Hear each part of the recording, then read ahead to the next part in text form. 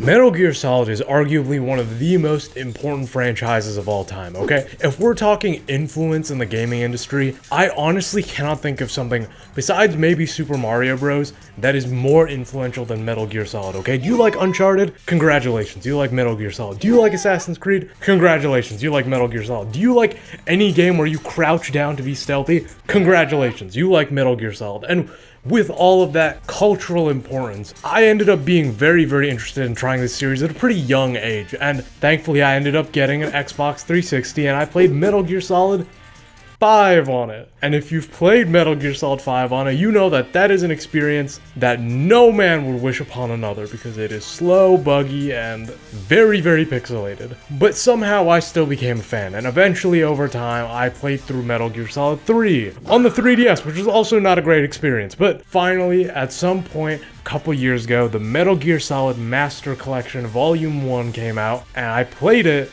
on Nintendo Switch, the worst platform for it. I was just getting dogged on. I was getting every single horrible way of playing MGS, and despite all that, I still became a fan, which I think is only indicative of how incredibly cohesive the vision is and how surprisingly fun the gameplay is, okay? You would not think from first glance that crouching and sneaking around would be so fun, but it was. But that's mostly built off of experience playing the last two PS2 games, okay? Metal Gear Solid 2 and 3, which are bar none some of the most critically acclaimed games of all time. But here's the thing, you'll never guess this, there was a game before Metal Gear Solid 2, but unlike the others, has kind of been stuck in like PS1 limbo, okay? Even if you buy the Master Collection now, you're not getting a remake or something even with widescreen. You are getting the original PlayStation 1 ROM, and so for someone like me who has been known to have an aversion to these older 3D games, does Metal Gear Solid 1 still hold up to me? Well, kind of. Okay, for everything that MGS1 does right, because there's a lot it does right, again, this was the foundation for tons and tons of games in the future, I think MGS1 equally fumbles the bag in a spot, and it's led me to believing that MGS1 is a paradox, okay? It is a contradiction of two different ideas for what the game should be, fighting it out, okay? An impossible, or what, I don't know, I should have looked up the Dark Knight quote. I literally have the Dark Knight poster right there, and like, blank darkness, of course I don't remember. It's, what the fuck is it? It's an impossible, when a very fast object hits a big wall, something happens, okay? That is Metal Gear Solid's design struggle to a T. So let's go and discuss the pros, the cons, and answer the question of, does Metal Gear Solid 1998 still work to this day?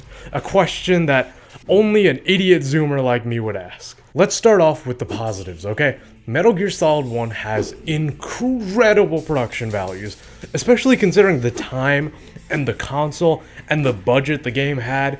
It is genuinely so impressive that they were able to squeeze a cinematic adventure with a real cutscene direction, very good voice acting, and a surprisingly dense script onto this game, okay? I cannot imagine going from even something like Final Fantasy VII, you know, a 3D RPG adventure with a bunch of dialogue, but no voice acting and pretty stilted animations apart from some pre-rendered stuff, to this, okay? And if there's one thing I can commend, it's that this stuff still holds up so well. Even the like action figure-y character models just doing like minor movements, it might seem a little quaint, but I actually really appreciate the fact that they went for this more stylized approach, okay? And all the animations have so much charm to them, and it's made all the better by the fact that Kojima and co actually understood like the basic tenets of cinematography, okay? This doesn't feel like amateur hour, and it's made all the better by a really, really solid localization. Now let me explain something. There are kind of two parts of the localization process when you take a game from one country, i.e. in this case Japan, and bring it to America or Europe, etc. And one of them is just direct translation, okay? Taking the Japanese dialogue and turning it into English. And another one is localization, making sure some of the more different cultural nuances get translated over in a cohesive manner. And this is something that, for all the praise I will give Metal Gear Solid 2 and 3, I think is kind of undermined by the fact that those games had a lot more heavy direction by the Japanese side. And so what you'd get were translations that were a lot more direct, and you'd get translations that kind of feel like the dub for an anime, okay? And that's funny in its own right, you know? I'm a fan of the the odd anime grunt, like, I like that, it's quaint. But Metal Gear Solid 1, you could tell there were less cooks in the kitchen, and you could tell Kojima probably didn't have as much control over the localization, so you end up getting a translation that weirdly feels the most naturalistic, okay? I really like the way Solid Snake and Co are characterized. I love the dialogue between them, and I think it's helped massively by the fact that David Hayter is on top form here, okay? His performance as Solid Snake is, bar none, one of the best video game character performances of all time, which is crazy considering the fact that he, not only was he like a relative unknown, he was also screenwriting the X-Men movies. It is so weird that this one guy has 2 feet in probably some of the most influential pieces of art if you consider the modern state of media, but he is on top form, and it just all comes together to make an extremely cinematic experience that you literally could not have fathomed prior to this, okay? And to see that evolution is just insane. And it is helped by the fact that the stealth mechanics are pretty good. Now, obviously, Metal Gear Solid had a foundation to work on, okay? There were the first 2 Metal Gear games on MSX and NES, which built the foundation of like, hey, this is how a stealth game is, alright? We've got these little radars, cones, and the aim is to not be seen. And when you're actually in stealth set pieces that are built on the fact that you are disempowered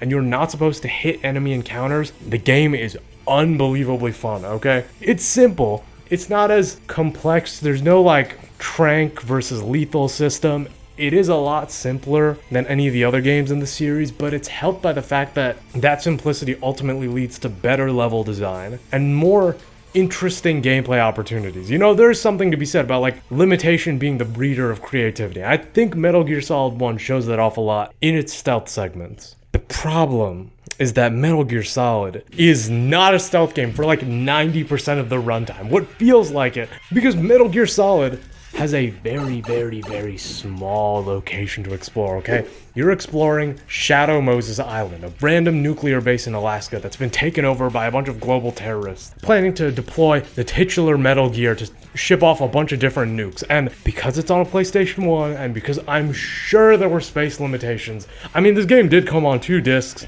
but I'm sure like dialogue takes up a bunch of space, video cutscenes, animations. I'm sure that this was an absolute pain to compress onto a PlayStation 1 disc. And because of that, because they didn't want like a game with an only 2-hour runtime, they were like, okay, well, we kind of gotta pad this out a bit, so we're gonna inject a bunch of set pieces into the game. And these come in the form of boss fights and combat trials. Stuff like being in the elevator and trying to tell Meryl, shoot, shoot, shoot. Stuff like being in the other elevator and then finding out, oh my god, there's a bunch of people in stealth camo. Stuff like the Sniper Wolf fight. Stuff like the Psycho Mantis fight. These are parts of the game that, in my opinion, feel like the devs weren't that confident in their stealth mechanics, okay? It feels like, on one hand, again, this is a Metal Gear game, we gotta emphasize being stealthy and being disempowered, but also, this is a game from the 90s, we're trying to do the 90s action movie thing, we gotta have some cool boss fights, and because of that, it feels like there is this constant argument between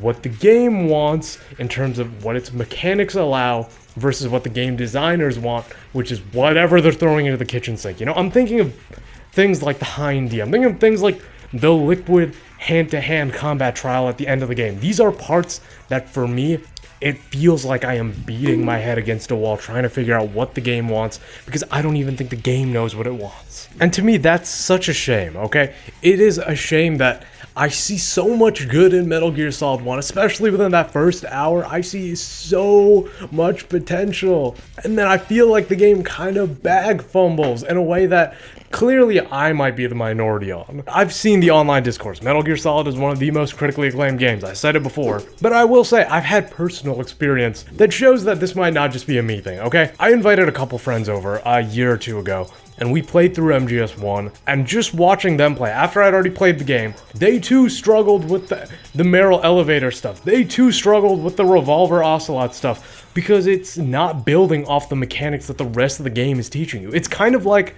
in a classic Sonic game, where the whole game is about going fast and not really erring on the side of precision platforming. And then the boss fights are like, okay, you gotta be the most precise you've possibly been. It's weird that, like, my complaints for Sonic Superstars that I made in a video a couple years ago feel weirdly applicable to Metal Gear Solid 1, but they do, and that's honestly why I just prefer the other two games. But with that being said, I also don't think you can get as much mileage out of the other two, especially not Metal Gear Solid 2, without playing 1, which is why I kind of think they need to remake this game, okay? I know video game remakes are not popular at all, but I really do think MGS1 would benefit from a proper remake. And I know someone is screaming, there is a remake on the GameCube, Twin Snakes. Twin Snakes is not what I had in mind, okay? Twin Snakes incorporates a lot of Metal Gear Solid 2's awesome mechanics into MGS1, but not only was the game not balanced to account for that, it also does that thing I talked about earlier, where it has a much more direct translation as opposed to a localization, and so the game just feels a lot more stupid. I don't know how to say it nicely. It feels a little more stupid, okay? And so, clearly now that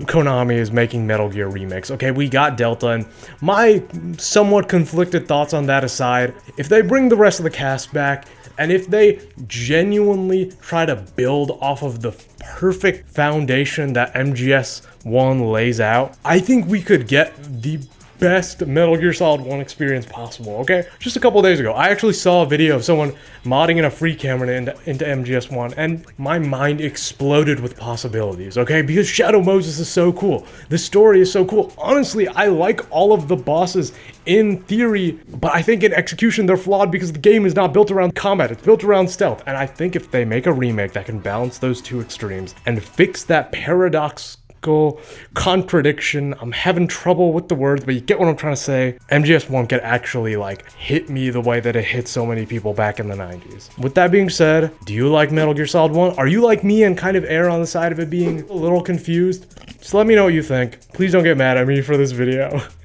I'm just making constant enemies out of myself by saying these critically acclaimed games are mid. I'm sorry, I really am. But I'll see you later. Bye-bye. And if it makes you feel better, I love Metal Gear Solid 2 and 3.